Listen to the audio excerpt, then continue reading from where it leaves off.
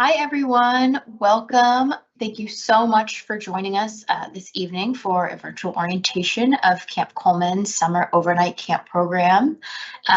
We hope this presentation helps to provide a depth of information about our program and that both caregivers and participants are feeling prepared for summer or ready to register if you haven't already.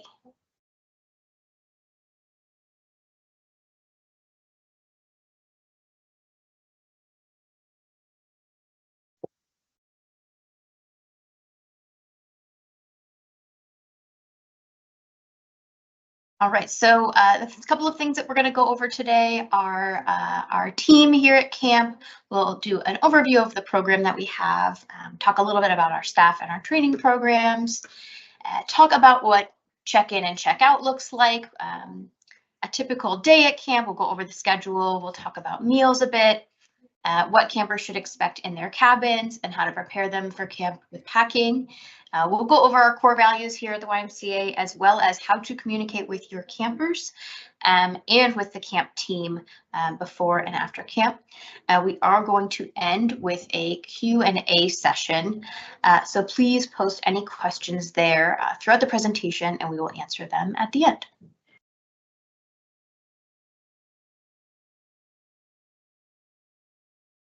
So my name is Casey Miller and I oversee all summer programs here at Camp Colman.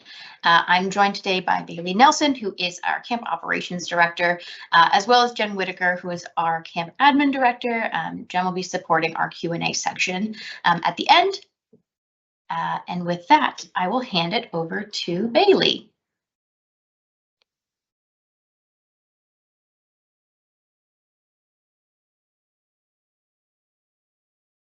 Thank you, Casey. I'm going to talk about our program overview.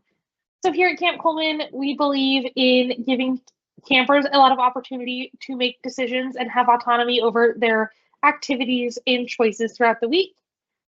We also believe in empathy and restorative practices, social and emotional growth through activities, cabin bonding.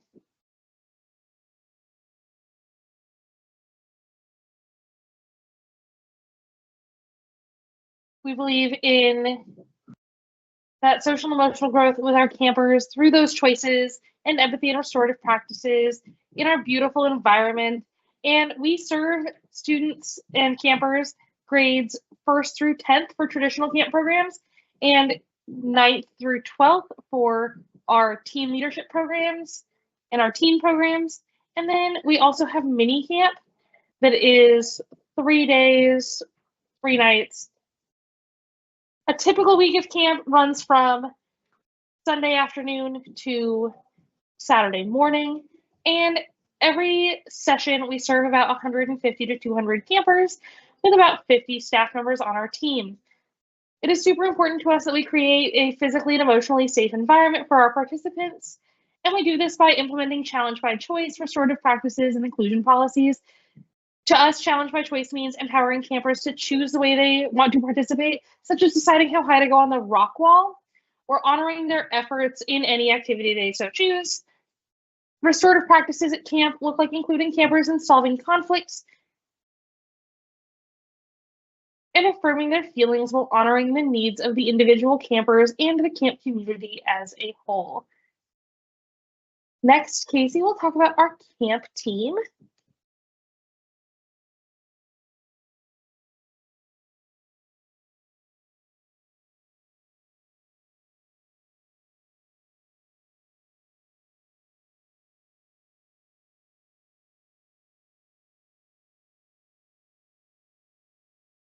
Pardon me, I was muted.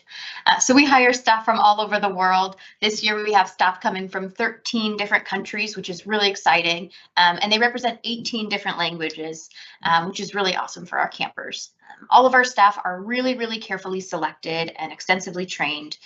They go through interview and application processes with references, national background checks, CPR and first aid certifications, and they attend several weeks of staff training in preparation for their roles. We do require additional training, specialized training for those who work at our waterfront or in our high ropes course. And our leadership team consists of directors, consists of inclusion staff who support individual camper needs, village leaders who directly oversee our counselors, as well as activity specialists. To ensure the health and safety of all of our participants and staff, our healthcare team consists of a nurse, health and wellness aides, as well as a 24-hour on-call doctor to help manage any medication distribution, respond to any accidents or illnesses at camp. If your camper does require any specific medical care, please make sure to include that in your camp care info form that we request prior to your camper's arrival. I'm going to go ahead and hand it back to Bailey now, who will provide some information about our check-in and check-out processes, as well as our transportation options.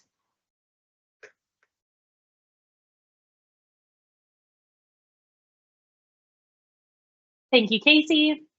So Camp Colman is located in Long Branch, Washington, which is on the Key Peninsula past Gig Harbor, and we neighbor Joema Beach State Park.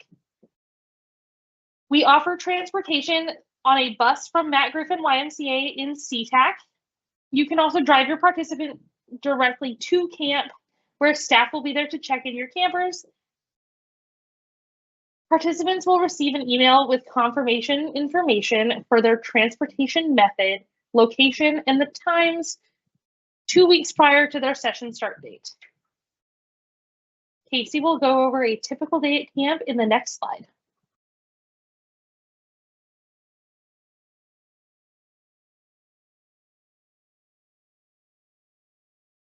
Awesome. So here is a little bit of an overview of what a typical camp day looks like. Campers wake up in their cabins and head to morning lineup, which is where they're going to learn about what their day will look like and maybe hear some announcements. After breakfast, they're going to head to the skills recreation of their choice. So this is a progressive program that they'll return to every day of the week. Some examples of this are archery, music, improv games, team building, and arts and crafts. We also have them participate next in choice activities, which includes dozens of options. This is the time of day that really provides space for camper autonomy. They get to tell us what activities they want to participate in, and we always try to ensure that they get their top choices. After lunch, turtle time is the time of day where we really want campers to rest. We ask them to hang out in their bunks. They can nap, they can read, play quiet games, write letters. It's just a time for them to relax during a very busy day. After that, our village recreation is best described as all camp recess. Campers can explore camp pretty independently and participate in a variety of structured and unstructured activities. During village rec, activities include things like swimming, camp store will be open, a variety of sports games, questing games, and we'll even have a chill zone. After that, campers participate in daily shower time back in their cabins before dinner. And then our evening programs include things like all camp gatherings, campfires with s'mores, dance parties, large group games and challenges, skits, songs, and more. I'm going to hand it back to Bailey now, who is going to review some of our camp activities.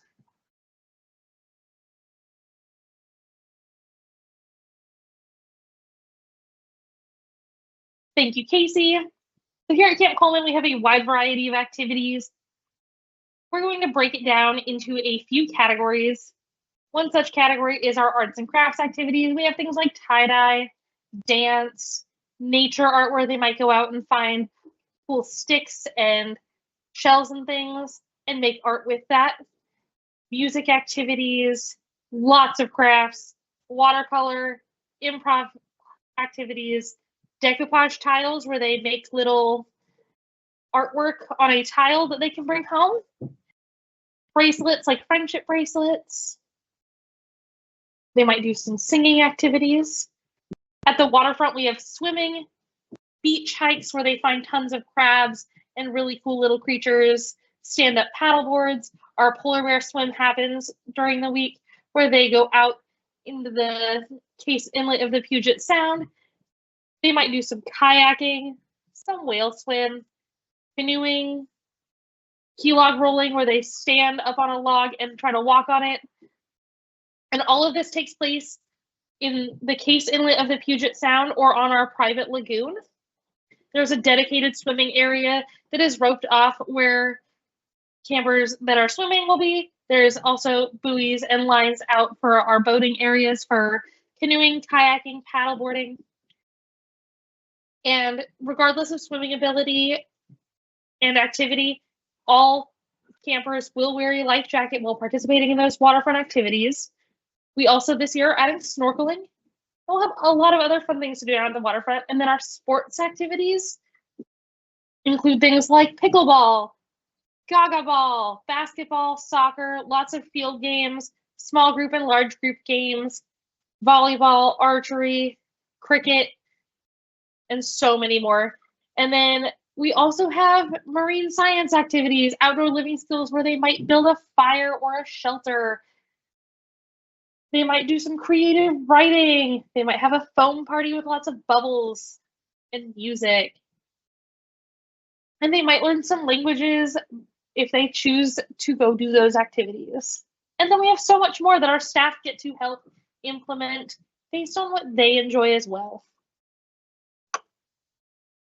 All right, campers have the opportunity also to participate in things like climbing tower and low ropes, as well as like our giant swing for our campers that are old enough and choose to participate.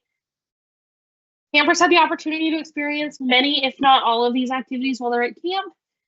And on the next slide, Casey will tell us about meals.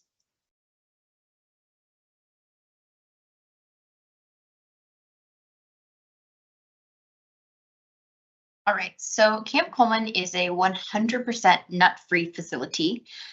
We offer kid-friendly meals served family style in our dining hall with options available for a variety of dietary needs, including but not limited to gluten-free, lactose-free, vegetarian, vegan, pork-free, and beef-free diets. We are usually able to accommodate most dietary restrictions, and we'll ask for that information on the health paperwork. Depending on your participants' needs, we may ask you to bring supplemental food, which will be stored in our kitchen. And we do serve 3 meals a day and offer a midday snack. Something important to know is that we don't allow food in cabins, but we serve those 3 meals a day and snacks are available. A typical meal at camp is served family style. There's always a main dish and sides that come out on a tray to the table for campers to share. There is always a salad bar filled with alternative options for any campers who want something outside of the meal that is served. Typical meals at camp might look like pizza, pasta, hot dogs, baked potato bar, tacos, and burgers.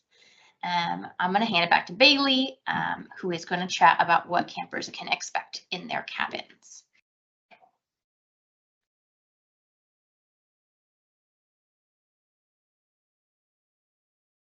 Thank you, Casey.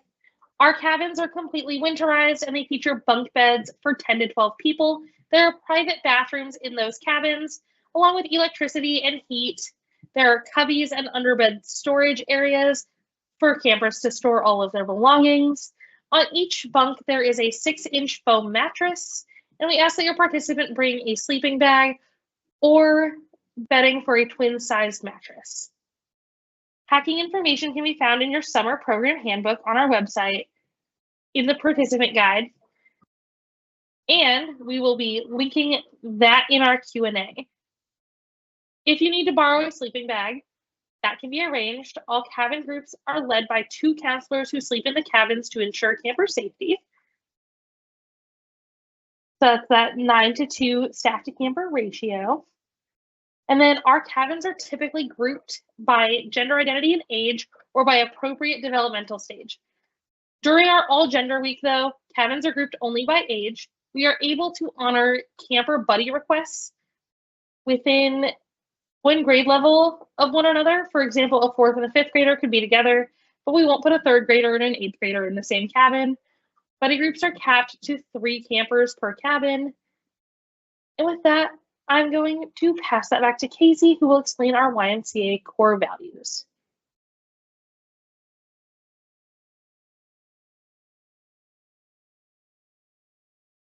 All right, so before bedtime every evening, our cabin groups will have something called an Ember session.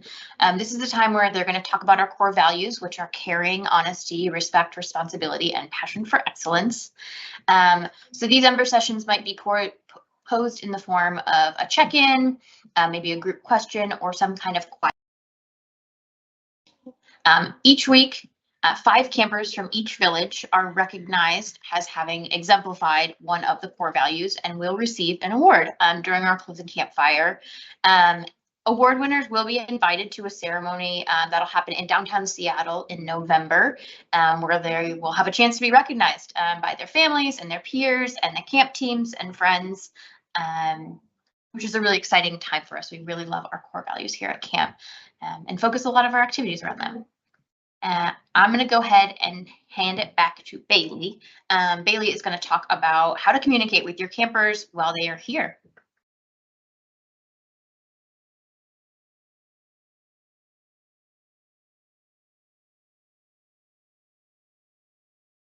All right.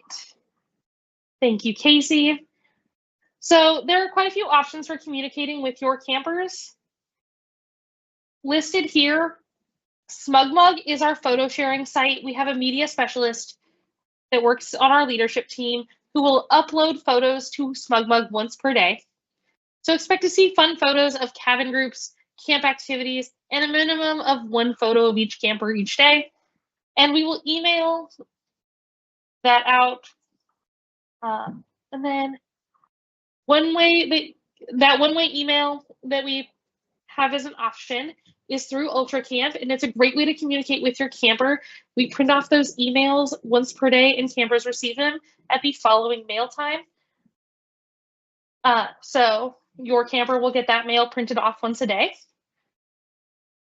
And then if you are looking to send snail mail to your camper, there are 2 ways we can do that. We recommend that if you are mailing anything through the post office, that you mail it at least 3 days before you want your camper to receive it. You can also drop off mail for your camper upon check-in. So at check-in, after you drop them off, you can also drop off that mail for them. And with that, Casey is going to tell us about how to get in touch with camp staff.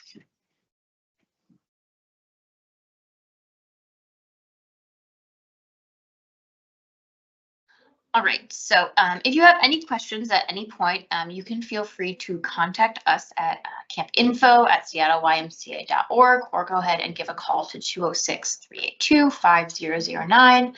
My email is also listed here. That's caseymiller@seattleymca.org. And then for more information, or if you are working towards registration and you'd like to take that step, go ahead to campcolman.org.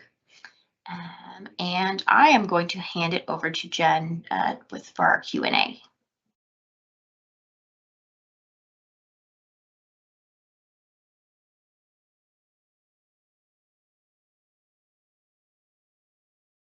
Thanks, Casey. We actually don't have any questions in the Q&A at the moment.